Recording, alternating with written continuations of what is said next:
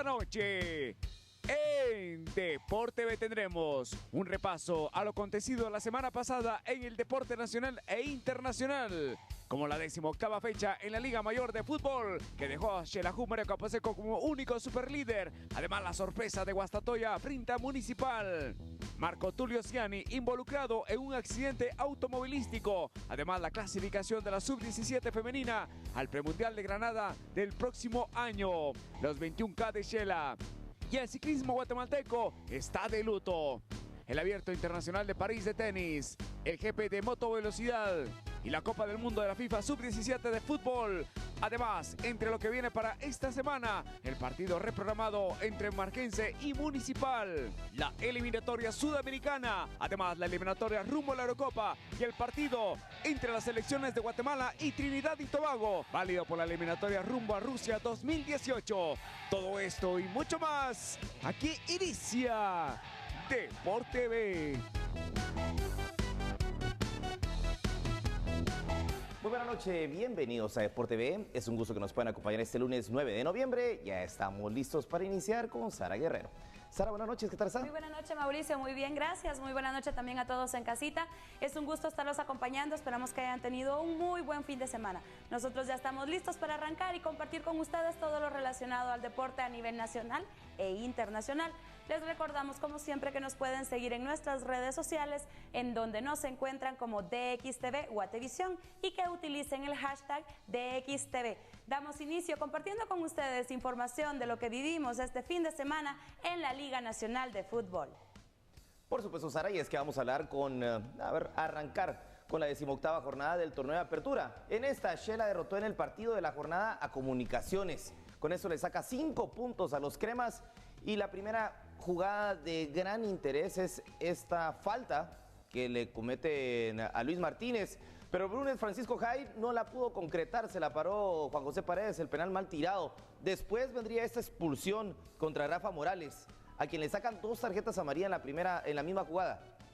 De primero por una tarjeta amarilla que no existía, a mí me parece que no era falta, pero después insulta al árbitro y solamente con eso ya la pudo haber expulsado. La cosa es que no era tarjeta amarilla y desde el 58 los cremas se quedaron con uno menos. Y al 77 vendría el único gol del partido, luego que se interponía un intento de salida Kevin Arriola. El que metía el gol era Luis Martínez, un golazo en realidad para el 1-0 con el que Xela derrotó a los cremas y está muy cerca de terminar primero en la fase de clasificación. Solamente quedan 12 puntos en disputa y ya son 5 los que tiene de diferencia ante el segundo puesto.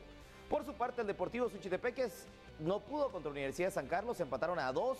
Camiani sigue metiendo goles. Aquí anotó su 18º gol de la temporada. Parece que Camiani va a ser el goleador del certamen. La pregunta es si va a romper la marca de Rolando Fonseca como el máximo goleador en torneos cortos, que terminó con 21. Pero Suchi después vendría con esta jugada de John Enrique Córdoba y el remate de Ángel Prudencio cruzado para que no llegara Jaime Carvajal y el empate a 1. Cuando iba a terminar el primer tiempo, tiro de esquina y el cabezazo de Facundo Simioli para el 2-1, con el que se ponía a ganar la U. Pero luego mano dentro del área de José Andrade, penal, y en realidad sí era, no había ninguna duda. Y el que cobraba era John Enrique Córdoba, que llegó a 11 anotaciones, está a 7 de Camiani, Córdoba está segundo, y Suchi y la U terminaron empatados a 2. En otro encuentro que se disputó en la 18ª jornada, Guastatoya dio la gran sorpresa de la fecha. Municipal, pues no está nada asegurado en la fase de clasificación, tenía que ganar en casa, pero no solamente cayó contundentemente luego de esta goleada de 3-0. Freddy Orellana en la primera anotación se juntaba con Wilson Pineda y el que metía el gol era Eddie Danilo Guerra, que ha tenido un gran torneo. Su 9º gol llegaba al minuto 25. Luego al 46 iba a llegar el segundo. Pésimo despeje al centro, Henry Suazo le daba y de puntillazo casi en el piso, Víctor Solalinde anotaba el segundo. Los rojos en realidad muy pocas propuestas ofensivas y con muchos hoyos en la defensa. Aquí nuevamente el segundo de Eddie Danilo Guerra a un contragolpe, su 10º de la temporada, y los rojos cayeron 3-0 goleados en el Estadio del Trébol. No han tenido definitivamente un buen certamen, a ver si se pueden meter a la fase final Cobán contra Antigua, dos equipos que intentan meterse a la fase final. La Antigua está un poquito mejor que Cobán. Terminaron empatando a 0. Esta, una de las, digamos que mejores opciones de Cobán, que no fue una de las mejores. Esta sí, tal vez de las mejores del partido. Gerardo Gordillo al final del encuentro, pero tuvo más opciones Cobán. Al final de cuentas, empate a 0 entre los dos equipos.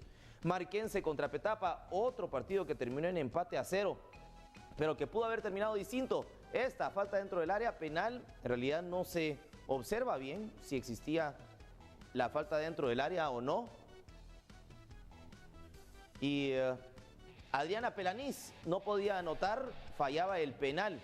Y luego esta, bueno, esta no era exactamente la que queríamos poner la de Jorge Mario Ortiz, que la que fallaba con un cabezazo al travesaño. Y se terminaba salvando Petapa al final del encuentro, 0-0, entonces terminaron. Y Mictlán, que terminó empatando a 2 contra Malacateco. El primer gol llegaría al minuto 17, luego de este robo de balón. Buena jugada individual por la izquierda y Marlon Negrete, el colombiano, anotaba su tercero de la temporada y el 1-0 del partido. Malacateco, por cierto, estaba último antes de este partido y seguía en la última posición luego del mismo. El empate a 1 llegaba luego de esta anotación de Martín García al minuto 48 y después una jugada en la que nadie podía despejar para Malacateco y era Marlon Negrete que anotaba su segundo del partido en minuto 56. Nomás se reanudaba el partido, sacaban la pelota y era el empate a 2, era de Juan Carlos Silva, créanoslo porque no muy que se mira, y todavía tendría una gran opción Malacateco para ganar el partido y vino luego de una pena máxima porque Carlos Herrera al minuto 82 cometía la falta dentro del área, ahí estaba, jalaba Martín García y ese mismo iba a intentar anotar el 3-2, pero no lo pudo hacer, al travesaño y para afuera. Así que 2-2, Mictlán contra Malacateco en el otro partido de la fecha. Pero vamos a hablar un poco más de fútbol y también del deporte nacional, porque la selección sub-17 femenina logró clasificar al premundial que se va a disputar el próximo año en Granada, en marzo. Este partido fue, digamos que, un poco polémico al final de cuentas por una jugada específica. Cuando se iba a terminar el encuentro, Kelly Mayen, que es la mejor jugadora de la selección sub-17 para Guatemala y la capitana, no recibe falta, pero se tira y la cree el árbitro. Afortunadamente para ellas se cobró y la misma Kelly Mayen lo ejecutó a la perfección. El tiro libre arriba de la barrera, al travesaño y para adentro. Ese fue el único gol. Y si hubiesen empatado el partido, hubiera clasificado El Salvador porque había goleado por una mayor cantidad de goles a Nicaragua. Así que Guatemala clasificó a la siguiente fase y ojalá que puedan clasificar al Mundial. Es cierto, va a ser una tarea muy difícil, pero digamos que el sueño mundialista para la sub-17 femenina todavía está y el próximo año van a tener su prueba de fuego en marzo en Granada. Vamos a hablarles acerca del medio maratón de Xela y es que es uno de los medios maratones que cada vez gana más gente que participa, tiene más cobertura mediática y tiene buenos premios también. Participaron africanos y ganaron los keniatas. Desde el principio había un cierto grupo que se le había logrado pegar al keniata Kipriot, pero pocos le iban aguantando. Entre ellos estaba William Julahu, el sololateco, pero cuando faltaban aproximadamente 5 kilómetros ya no le aguantó el paso y fue Kipriot quien se llevó la victoria en la rama masculina y Quimayo en la femenina. Berlin Chalí fue la mejor guatemalteca, al igual que William Julahu en la rama masculina, pero los africanos en las carreras más importantes del país siguen dominándonos. Vamos a pasar con una noticia que, bueno, anotó primero el fútbol sala. Y en el fútbol sala, este no ha sido un buen año para la selección de este deporte. Arrancó bien el torneo, con una victoria de 6-3 contra Paraguay. Y parecía que iba a clasificar a los cuartos de final, a las semifinales del certamen. Solamente 8 selecciones participaron en el Gran Prix de Brasil, sexto torneo que ha participado Guatemala. Pero después caerían estrepitosamente ante Brasil 9-0. Y en el partido que tenían que ganar contra Zambia, perdieron 5-3. Con esto no clasificaron a las semifinales y en el juego por el quinto lugar perdieron 2-0 ante Uruguay. En mayo del otro año, en Costa Rica, va a ser el premundial de la CONCACAF. Costa Rica es uno de los rivales a vencer. Ha estado muy parejo con Guatemala en los últimos años, pero jugando como local, creo que va a ser favorito.